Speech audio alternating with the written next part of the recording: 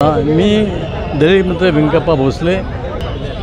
आज आयोजन जे आहे की देशात सर्वोच्च पदावर असणारे भूषण गवई साहेब सरन्यायाधीश यांच्यावर गेल्या 15 दिवसापूर्वी ज्या पद्धतीचे RSSवादी लोकांनी किंवा RSSवादी वकिलाने ज्या पद्धतीने त्यांचं कोर्ट चालू असताना त्यांचा अवमान करण्यासाठी किंवा त्यांना ह्या ठिकाणी करण्यासाठी त्यांच्यावर बूट पेटण्याचा प्रकार झाला, त्याच्या विरोधात आम्ही त्यांच्या विरोधात आंदोलन चालू आहेत, त्याचा निषेधही चालू आहे। एकंदरीत त्यांची जी भूमिका आहे की एखाद्या दलित माणसाला पुढं न्यायचं द्यायचं आणि त्याचा अपमान करायचं अशी एक RSSची भूमिकाच आहे त्या पद्धतीने।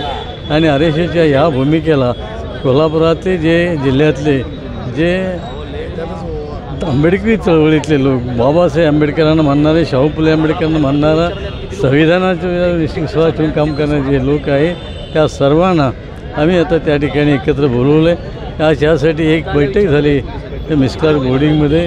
त्या बोर्डिंगमध्ये सगळ्यांना आम्ही आवाहन केलेलं आहे की या मोर्चामध्ये तुम्ही सर्व लोक ताकदीने उतरा आणि हे झालेला हा अन्याय, हा भूषण गवई हा दलित समाजातला एक मोठा माणूस असताना त्याचा अन्याय झालाच, पण त्याचबरोबर या देशातील लोकशाही, या देशातलं संविधान, या संविधानावर ज्या प्रकारे हल्ला चाललेला आहे आणि हे निव्वळ आजचं हे एक प्रकार नाही, सातत्यानं हे सध्याचं हे आलेलं सरकार, सत्तेत असणारं सरकार सातत्यानं या देशाला संविधानाची भूमिका घेतली, सांगितलं त्या सर्वांच्यावर हल्ले करण्याचे चाललेले आहेत। एकूण दुसरं एक उदाहरण म्हणून गांधींचं नाव घ्यायचं आणि गांधींच्या विचाराविरोधामध्ये सातत्यानं त्यांना त्या ठिकाणी बदनाम करायचं आहे।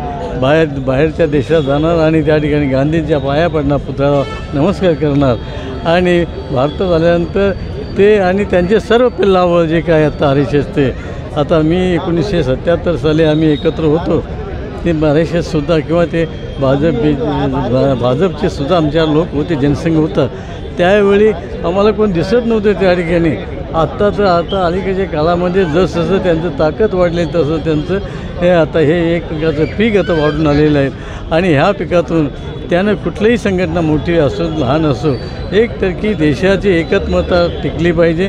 ह्या देशातलं तर सर्वधर्म समभाव असेल, धर्मनिरपेक्षता असेल, विज्ञानवाद असेल, हा विचार हा देशाला पूरक आहे आणि हाच विचार देशाला मोठा करणार आहे। या सर्वांच्या ह्याच्यातून की 2500 वर्षापूर्वी या देशालाच सर्व जगाला एक मानवी संदेश दिलेला सिद्धार्थ गौतम बुद्धांनी जो संदेश दिला आणि त्यांचं एकंदरीत जगाने सुद्धा तो विचार आता मान्य केलेला आहे। आम्हाला आता युद्ध नको, आम्हाला बुद्ध हवा आहे, अशा पद्धतीची भूमिका आता आपल्याला सगळं त्याला ऐकायला मिळते, वाचायला मिळते।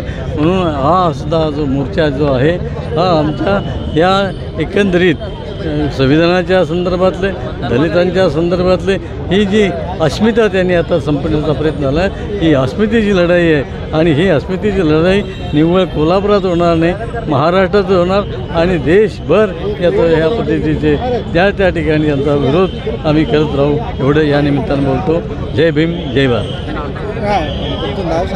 आविष्कार इन्फ्रा तुम्हाला देत आहे विविध लोकेशन्सवर NA प्लॉट्स आणि प्राइम फ्लॅट्सचे प्रोजेक्ट्स। नंदिनी जाधव नगर, शांत निवांत कोल्हापुरात घर म्हणजेच नंदिनी जाधव नगर। मल्हार रामगिरी, तुमच्या स्वप्नातील बंगल्याची पहिली पायरी। मल्हार रामगिरी हातकणंगले। पॅनोरमा हिल्स आंबा, सह्याद्रीच्या कुशीत निसर्गाच्या सानिध्यात तुमचं स्वतःचं farm house. Padmavira city Jaysingpur, एक आधुनिक लाईफस्टाईल देणारा 1 and 2 BHK होम्सचा प्रोजेक्ट।